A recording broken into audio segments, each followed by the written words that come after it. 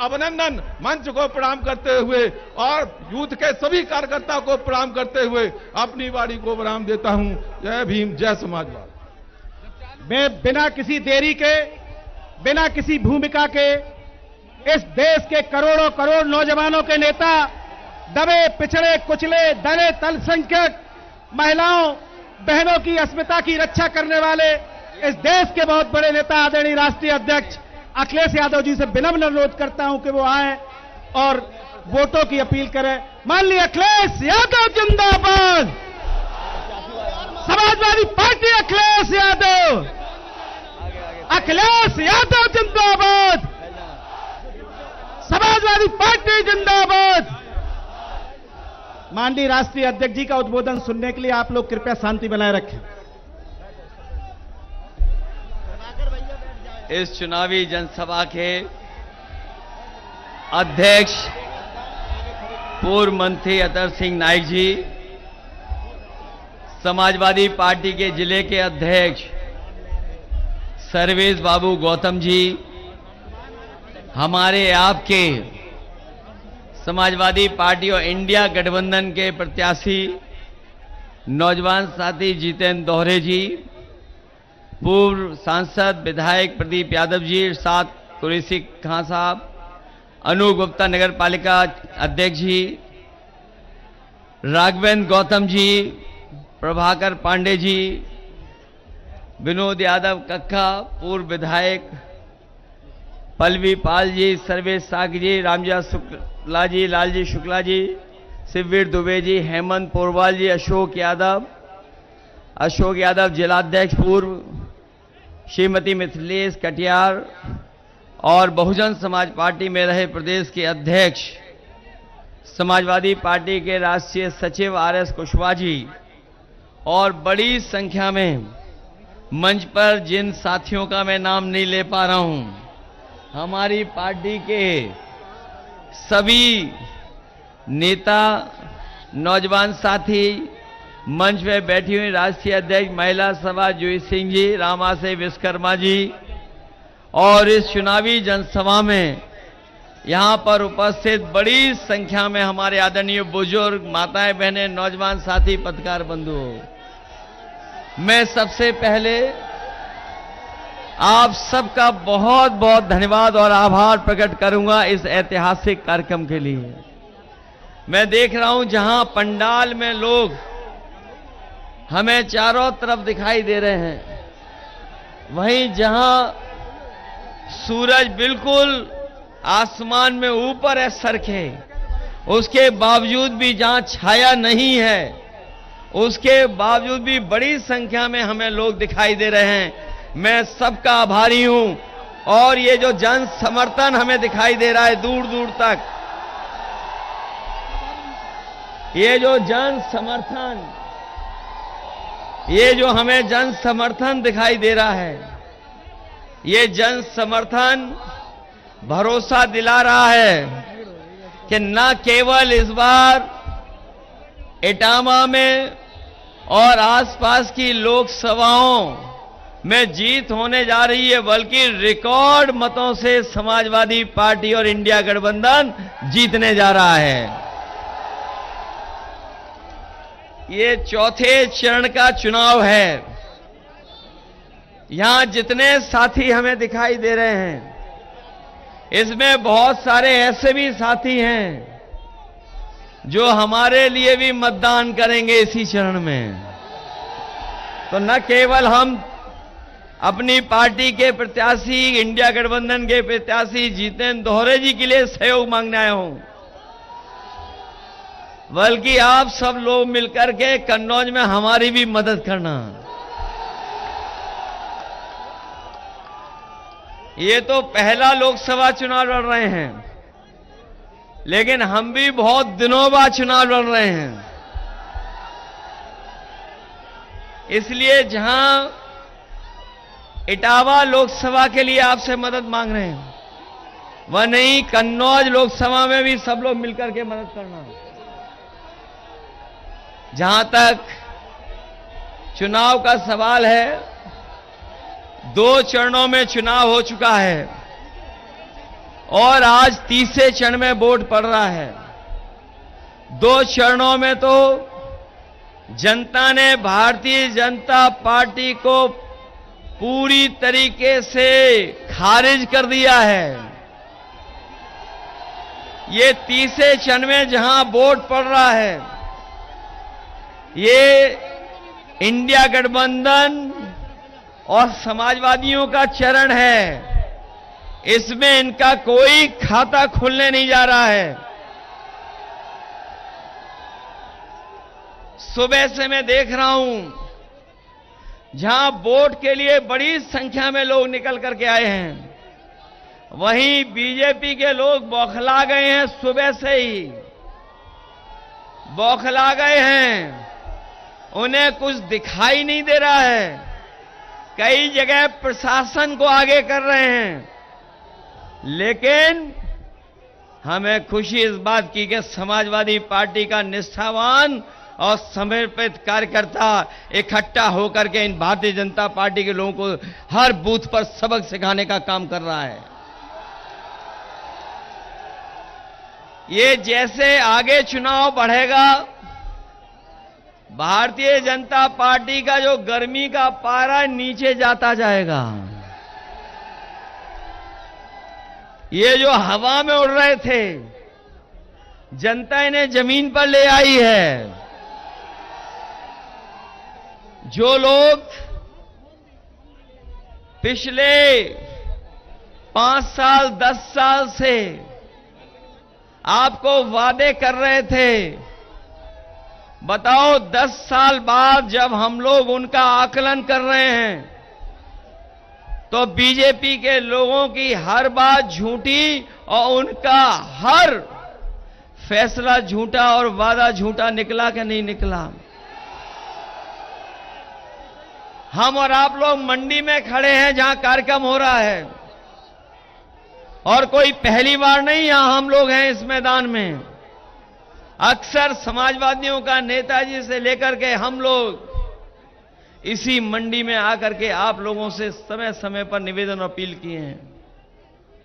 जिन लोगों ने कहा किसानों की आय दोगुनी हो जाएगी, हमारे किसान परिवार और किसान भाई हैं यहां पर, कोई हमें बता दे कि उनकी आय दोगुनी हो गई हो।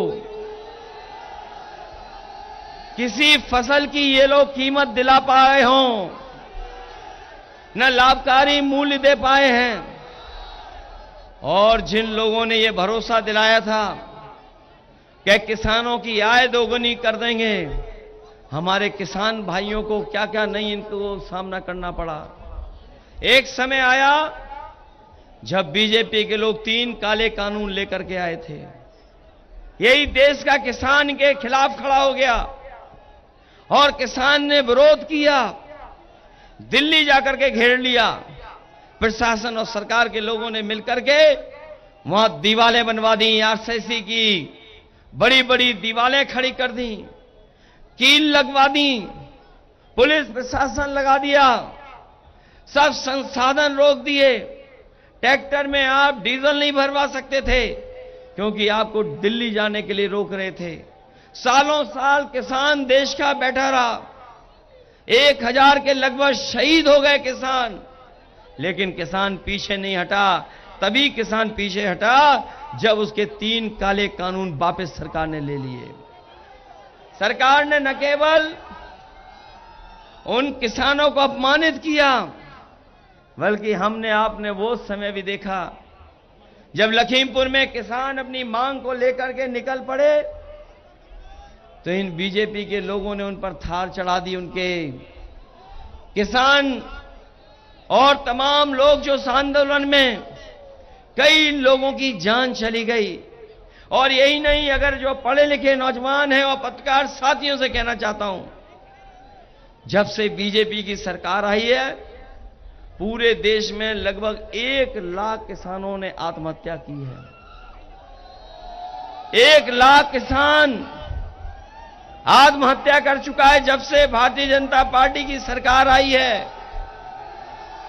क्या हमें कोई बताएगा कि जिस देश का किसान आत्महत्या के लिए मजबूर हो, वो कैसे खुशहाल हो जाएगा? ये लोग जो विकसित यात्रा भारत की लेकर के निकले थे, इन्होंने किसानों की लागत बढ़ा दी। आज अगर आकलन हम करें, बताओ लागत बढ़ गई कि नहीं बढ़ गई? और केवल डीजल पेट्रोल नहीं, हर जरूरत की चीज महंगी हो गई। डीजल पेट्रोल तो हुआ ही है महंगा, हर चीज सरकार ने महंगी कर दी।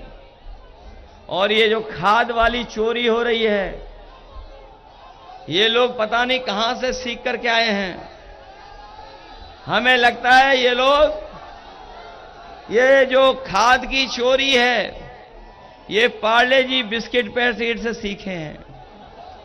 जो लोग पुराने होंगे वो जानते होंगे, पहले पार्ले जी का बिस्किट पैकेट इतना बड़ा आता था। जैसे जैसे महंगाई बढ़ी, उन्होंने मुनाफा कमाना शुरू किया और उन्होंने, बताओ, पैकेट में बिस्किट कम करना शुरू कर दिया कि नहीं कर दिया?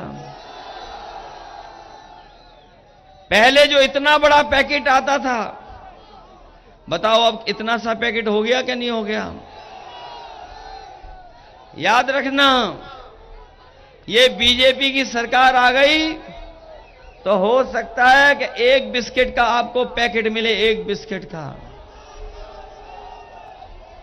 इसी तरह बोरी से चोरी शुरू कर दी कि नहीं कर दी? पहले कितनी बोरी से खाद हटाई और अब कितनी और हटा दी? ये लोग और रहे सरकार में तो आपकी खाद भी पाउच में मिलेगी, पाउच में। ये नौजवान जो आज से 5 साल पहले, 10 साल पहले जिन्होंने मोटरसाइकिल खरीदी होगी, बताओ मोटरसाइकिल की कीमत क्या थी पहले? 50,000, 60,000। और आज मोटरसाइकिल कितने की है बताओ? ये जो मंच वाले हैं और कुछ लोगों ने गाड़ी ली होगी, 10 साल पहले बताओ गाड़ी कीमत की थी, आज 10 साल बाद कीमत क्या है? हो गई महंगाई कि नहीं महंगाई? जो साइकिल 1000 रुपए में, 2000 में आती थी, बताओ साइकिल कितने में आ रही है? यहां किसान भाई आते रहे होंगे, मंडी में चाय 1 रुपए की मिलती थी, बताओ आज चाय क्या हिसाब पहुंच गई? बताइए। महंगाई बढ़ा दी कि नहीं बढ़ा दी? जहां महंगाई बढ़ाई वहीं सरकार ने हर पेपर लीक करा दिया। बताओ जितनी परीक्षा लिखी गई, इस सरकार ने जितनी परीक्षाएं लिखी, इस सरकार में जो जो परीक्षाएं हुई, बताओ वो पेपर लीक सरकार ने कराए कि नहीं कराए? और कोई 1-2 नहीं, लगभग 10 परीक्षाओं से ज्यादा वो पेपर लीक हुए हैं। 10 से ज्यादा परीक्षाएं, उनके पेपर लीक करा दिए।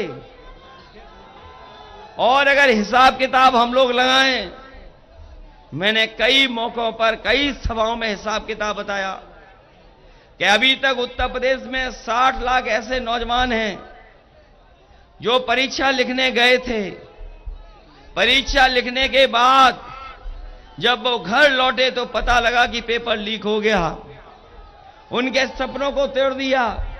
अगर 60 लाख बच्चे और उनके मां बाप, तो कुल मिलाकर के हिसाब लगा लें, अगर 3 एक परिवार से इस सरकार से नाराज हैं, तो बताओ 60 लाख गुणा 3 कितना हो गया?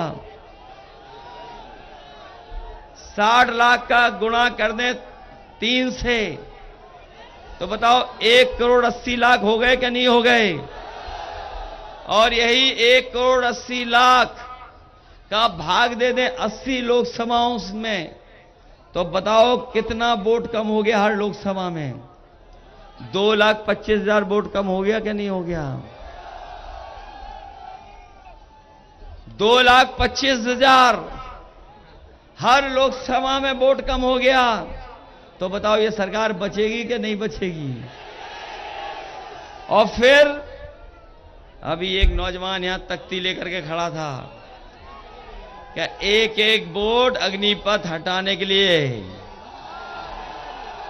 ये जो अग्निवीर की नौकरी है, हमारे फोर्स के जवान खड़े हैं, आर्मी के रिटायर्ड हैं, हम इनको और अपने नौजवानों को ये भरोसा दिला के जा रहे हैं, आने वाले समय में इंडिया गठबंधन की सरकार बनने जा रही है, अग्निवीर वाली व्यवस्था हमेशा हमेशा के लिए खत्म हो जाएगी।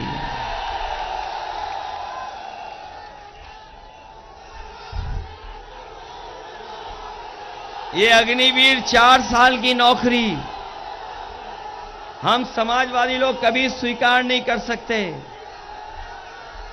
और इसलिए नहीं स्वीकार कर सकते क्योंकि अग्निवीर में जो नौजवान जाएगा, न उसे कोई वेतन मिलेगा, न कोई ऐसा सम्मान मिलने जा रहा है, और ना ही अगर शहीद हो गया, अगर अग्निवीर शहीद भी हो गया तो उसे कोई सम्मान नहीं मिलेगा। वो नेताजी का फैसला था कि जब कोई सीमा पर जवान शहीद होता था, पूरे सम्मान से उसके घर परिवार में लाकर के उसका आखिरी दर्शन करने का मौका मिलता था। यह नेताजी का फैसला था फौज के लिए, फोर्सेस के लिए। लेकिन जो अग्निवीर में भर्ती होगा उसे यह भी सम्मान नहीं मिलेगा। इसलिए फौज, न केवल फौज में जो लोग हैं बड़े बड़े अधिकारी, वो भी स्वीकार नहीं कर रहे हैं, और ये जो सुरक्षा को लेकर के भारतीय जनता पार्टी खिलवाड़ कर रही है सीमाओं की, हम समाजवादी लोग कभी स्वीकार नहीं करेंगे। और हम एक और बात बता दें, ये हमारे खाकी पहनने वाले भाई लोग, ये कभी कभी थोड़ा गुस्सा दिखाते हैं, इनकी मजबूरी है, बड़ी अधिकारियों का कहना मानना पड़ रहा है नौकरी की मजबूरी में। मन से तो ये भी सरकार के खिलाफ हैं। मैं इन्हें बताना चाहता हूं कि अभी तो अग्निवीर 4 साल की नौकरी हुई है, बीजेपी वाले सरकार में आ गए तो इनकी भी 3 साल की नौकरी कर देंगे। ये कभी कभी पूछते हैं ये कैसे संभव है, ये लोग सवाल करते हैं, प्रेस के लोग भी सवाल पूछते हैं कि ये कैसे संभव है। मैं उनसे पूछता हूं, बताओ कितने लोगों को पता था कि अग्निवीर की नौकरी 4 साल की हो जाएगी? यहां खड़े हुए जितने लोग हैं, कितनों को पता था कि ये बड़े बड़े एयरपोर्ट बिक जाएंगे? किसी को पता था? किसी को यह जानकारी थी कि बंदरगाह भी बेच देगी सरकार? किसी को पता था कि बैंकें डुबा देगी सरकार? और किसी को पता था कि लेटरल एंट्री से जिनको नौकरी देंगे वो भारत छोड़ करके बाद में भाग जाएंगे? किसी को पता था कि लेटरल एंट्री से नौकरी मिल जाएगी, आरक्षण छीन लेंगे? किसी को पता था कि आधी रात को नोटबंदी हो जाएगी? बताओ, सरकारी नौकरियां संविदा पर आउटसोर्स में हो गई कि नहीं हो गई? ये जो लेटरल एंट्री के बारे में हम लोग कहते थे कि बड़े बड़े अधिकारी जो दिल्ली में नौकरी पा रहे हैं, बिना आरक्षण के उनको भर्ती कर रहे हैं, वो 3 साल की नौकरी कर करके भारत छोड़कर चले गए बहुत से लोग। किसी को पता था कि लेटरल एंट्री से भी आईएएस बन जाएंगे? किसी को नहीं पता था। इसलिए हम आपसे कहना चाहते हैं कि ये भारतीय जनता पार्टी के लोग आपके और हमारे अधिकारों को भी छीनना चाहते हैं। जो बाबा साहब भीमराव अंबेडकर जी का दिया हुआ संविधान, उसको भी खत्म करना चाहते हैं। संविधान जाएगा तो हमारे और आपके अधिकार छीन लिए जाएंगे। संविधान से को अगर ठेस पहुंचेगी तो हमसे आपसे ये पढ़ाई भी छीन लेंगे। संविधान को ठेस पहुंचेगी तो हमारा आरक्षण भी छीन लेंगे, नौकरी भी छीन लेंगे। बताओ, ये संविधान को खत्म करना चाहते हैं कि नहीं करना चाहते हैं? ये लोग जो 400 पार कह रहे थे, बताओ 2 चरणों के बाद ये 400 पार नहीं कह पा रहे हैं। कहां गया इनका नारा 400 पार? और ये कहते हैं कि डबल इंजन की सरकार है इनकी, डबल इंजन की। ये जो बड़े बड़े होर्डिंग लगे होंगे, आपने देखा होगा कई होर्डिंग पे एक इंजन गायब है। ये जो डबल इंजन वाली सरकार वालों के इंजन गायब हैं कि नहीं गायब हैं? और एक खटारा इंजन है, उसकी तो फोटो ही नहीं है होर्डिंग पर। बताओ उसकी फोटो है क्या खटारा इंजन की? होर्डिंग तो लगे होंगे मैनपुरी में भी, और यहां भी, औरैया में भी है बड़े बड़े होर्डिंग। बताओ जिनके पास दूसरा इंजन न हो, जो लोग पहले ही स्वीकार कर लिए हो कि हारने वाला है ये, तभी तो होर्डिंग में तस्वीर नहीं है। बताओ वो होर्डिंग से गायब है कि नहीं गायब खटारा इंजन?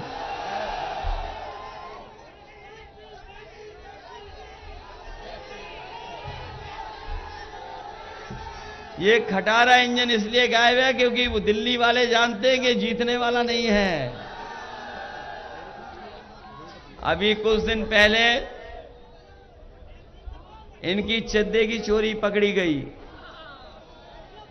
इलेक्टोरल बॉन्ड, उसके नाम पर इन्होंने चंदा वसूला कि नहीं वसूला? ये जो दूसरों को भ्रष्टाचारी कहते हैं, बताओ लंबी सूची मिल गई कि नहीं मिल गई वसूली वाली? कोई चंदा देता है तो 1000 रुपए का देता है, 5000 का देता है, 10,000 का देता है। ज्यादा संपन्न होगा तो 1 लाख का दे देगा चंदा, 2 लाख दे देगा। लेकिन बताओ बीजेपी के लोगों ने ईडी, सीबीआई, इनकम टैक्स का दबाव बना करके उद्योगपतियों से हजारों करोड़ रुपए का चंदा वसूला कि नहीं वसूला? और कई बार हमारे चैनल वाले साथी भी कुछ नहीं दिखाते, क्योंकि चैनल वाले साथी तो, उनकी पुरानी कहावत है, जिनका दाना उसका गाना। जो देगा दाना उसी का गाएंगे गाना। बताओ ये सच्चाई है कि नहीं है? और बीजेपी वालों से अगर इलेक्टोरल बॉन्ड के बारे में पूछो तो उनका बैंड बज जा रहा है। और इन्होंने चंदा केवल बड़े बड़े उद्योगपतियों से नहीं लिया, बल्कि वैक्सीन कंपनी वालों से भी ले लिया। यहां तो बहुत से लोगों को वैक्सीन लग गई होगी। ये जो हमारे कर्मचारी लोग हैं, इन्हें तो जबरदस्ती लगवा दी। बताओ इन्होंने जान को खतरा पैदा कर दिया कि नहीं कर दिया? और जब जिन लोगों के पास सर्टिफिकेट है, जो वैक्सीन का मिला है सर्टिफिकेट, बताओ वो जब देख करके जाएंगे तो वोट इनके खिलाफ डालेंगे कि नहीं डालेंगे? जिन्होंने वैक्सीन लगवाई सबके, कम से कम उन्हें जांच करानी चाहिए गरीबों की, और कम से कम जांच हो जाए फ्री, और साथ में ईसीजी भी, पता नहीं कब किसका हार्ट अटैक हो जाए। बताओ वैक्सीन से बीमारी फैली कि नहीं फैली? कम से कम हम तो बच गए इस बीमारी से। हम लोगों ने नहीं लगवाई। ऐसे तो हमें कुछ साथी दिखाई दे रहे हैं हमारे जैसे भी। इसलिए हम आपसे अपील करने आए हैं कि बीजेपी के लोग धोखा देते हैं, झूठ बोलते हैं, अपनी चतुराई से ध्यान हटाते हैं। इनसे सावधान रह के मतदान करना। और अपने किसान भाइयों को भरोसा दिला के जा रहे हैं कि जिस तरीके से उन्होंने उद्योगपतियों का कर्ज माफ किया है, हम अपने किसानों का भी पूरा का पूरा कर्ज माफ कराने का काम करेंगे। ये जो उद्योगपतियों का कर्ज माफ हुआ है, उसमें इन्होंने नियम बनाया कि 5 करोड़ के ऊपर जिन्होंने कर्ज लिया उनका कर्ज माफ होगा। उन्होंने उद्योगपतियों के लिए तो नियम बना दिया, लेकिन हमारे गरीब और किसान जिनके ऊपर केवल लाखों का कर्ज है, उनको दूर कर दिया।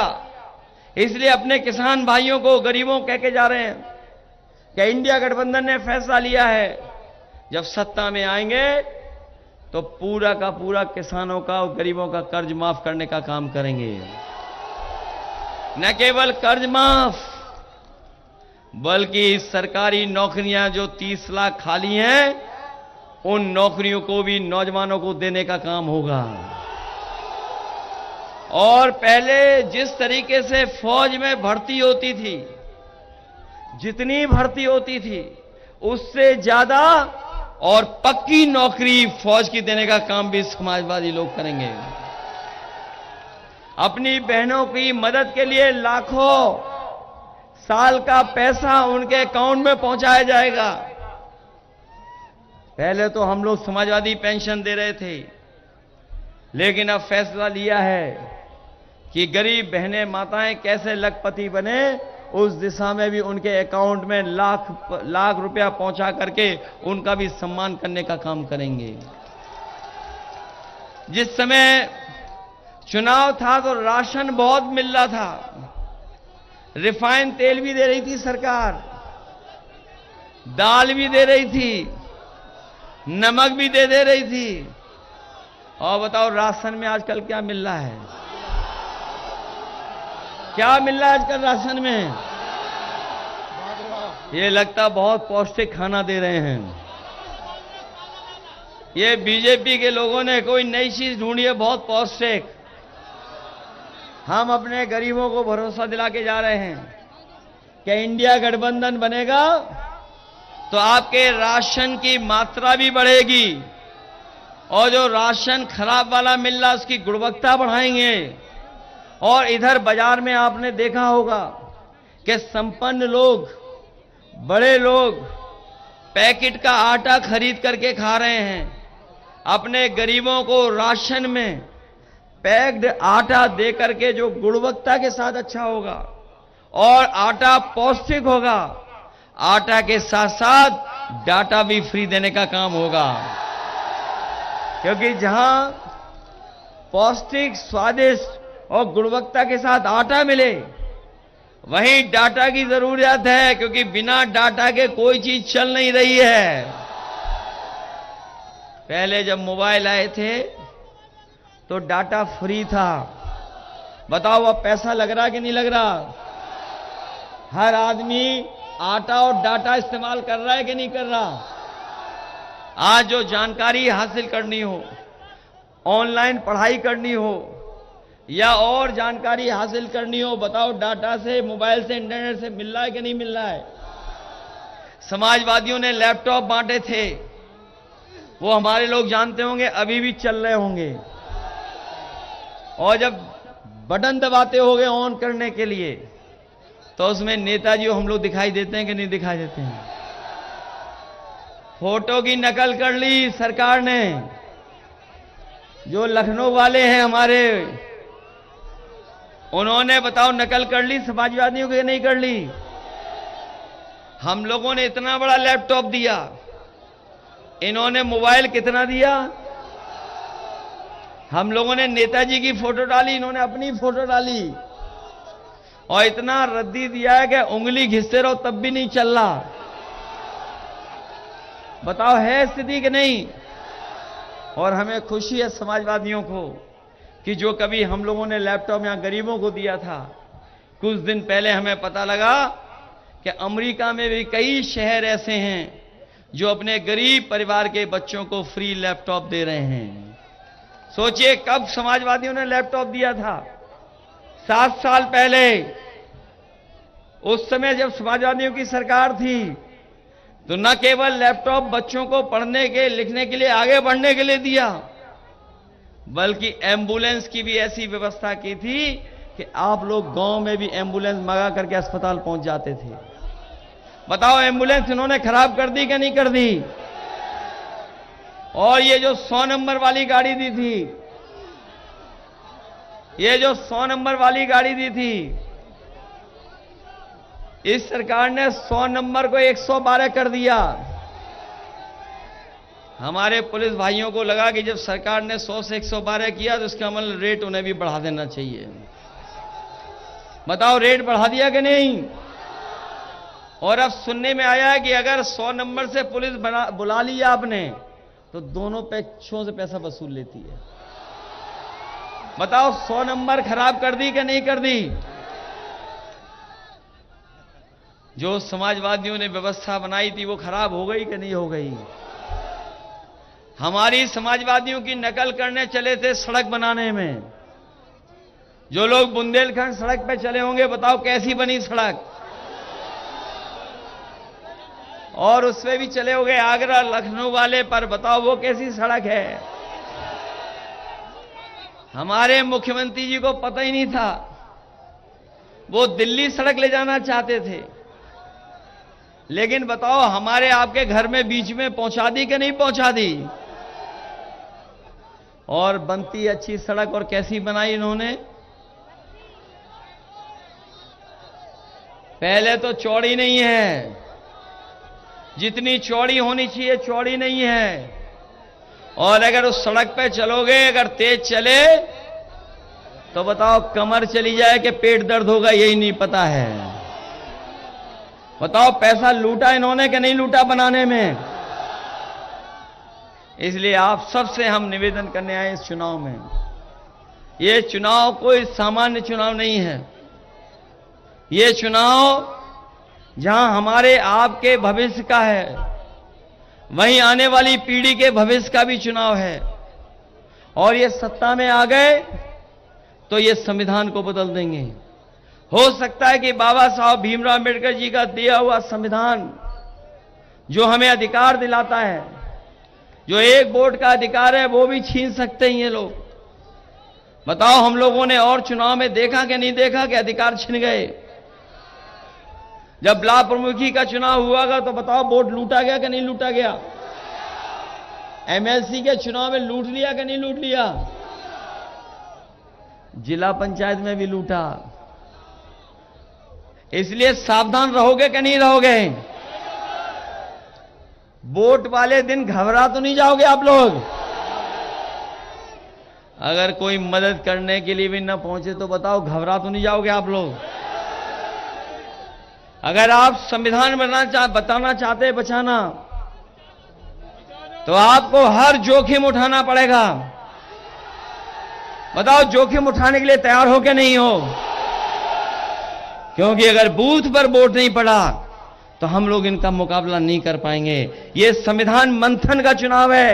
एक तरफ वो लोग हैं जो संविधान को खत्म करना चाहते हैं, संविधान के भक्षक लोग हैं, और दूसरा हम और आप लोग इंडिया गठबंधन के लोग वो हैं जो संविधान की रक्षा करना चाहते हैं। बताओ, संविधान की रक्षा करेंगे कि नहीं करोगे? ये तो और या अपने घर के लोग हैं।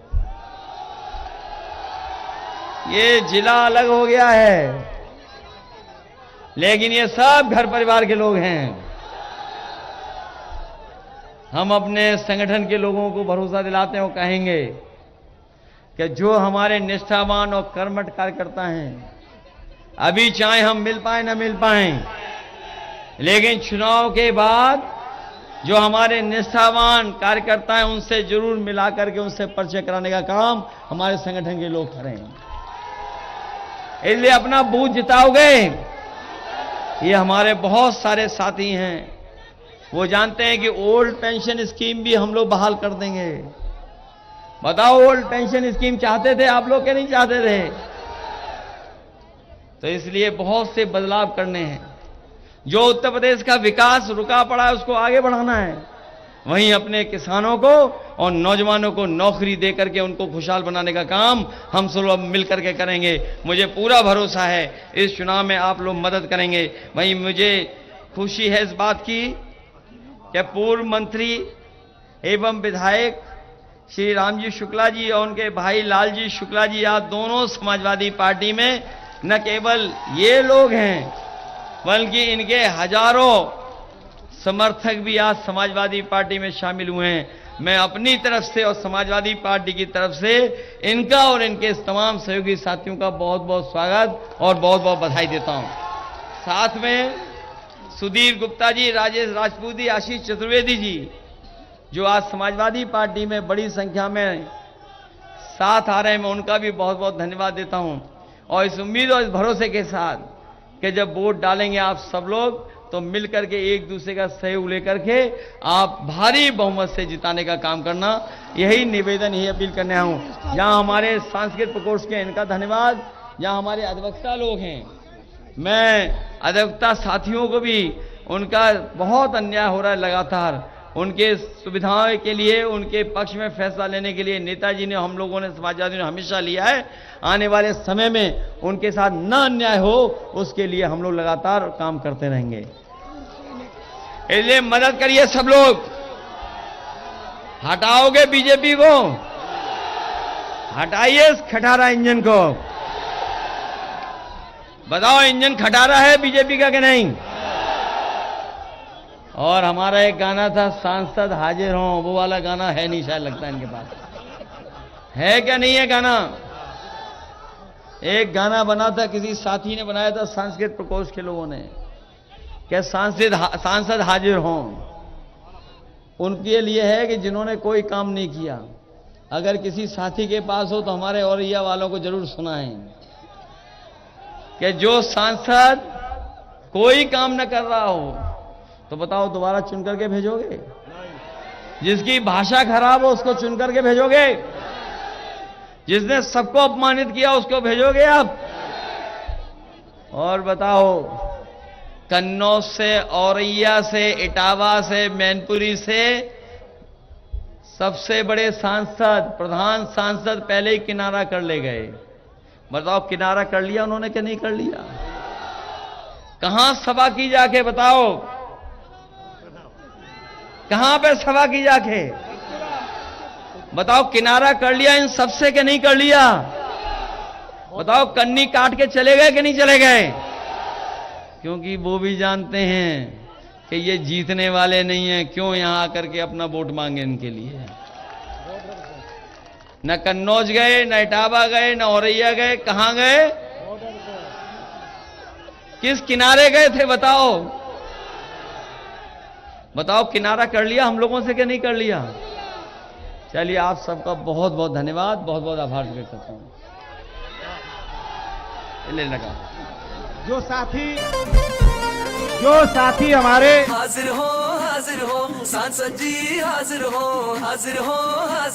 सांसद जी, हाजिर हो। पिछले 5 साल का दे हिसाब, क्या दिया क्षेत्र को दे जवाब।